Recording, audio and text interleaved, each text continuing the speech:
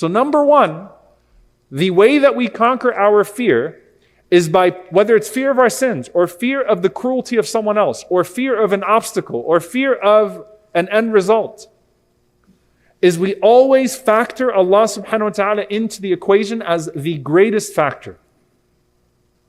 So something very simple affirmations. No matter who wins the election, Allah subhanahu wa ta'ala is still in charge. No matter who wins the election. No matter what these shayateen do to our brothers and sisters, Allah is still in charge.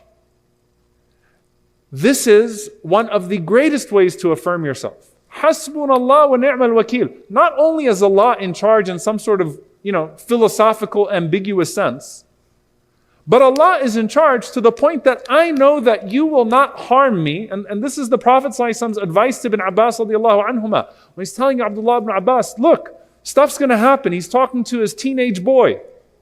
SubhanAllah, think about, sometimes we have to make this more real. You know the best conversations you have with your kids? When you're driving. Just you and your kid, right? By the way, SubhanAllah, one thing I learned from one of my mashayikh is he'd always take one of his kids to a dars. Never have the whole crew.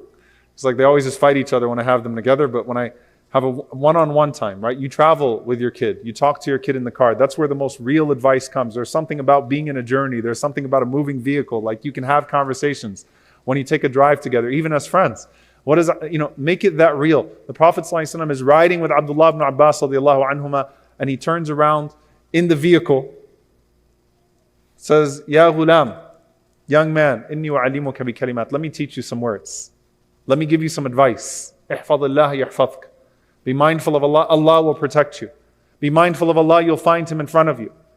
Be mindful of Allah subhanahu wa ta'ala, and Allah subhanahu wa ta'ala will secure you in every single way. And if you ask of Allah. And if you seek help of Allah. And know that if the whole world were to gather together to benefit you with something, لَمْ يَنْفَعُوكَ إِلَّا بِشَيْءٍ.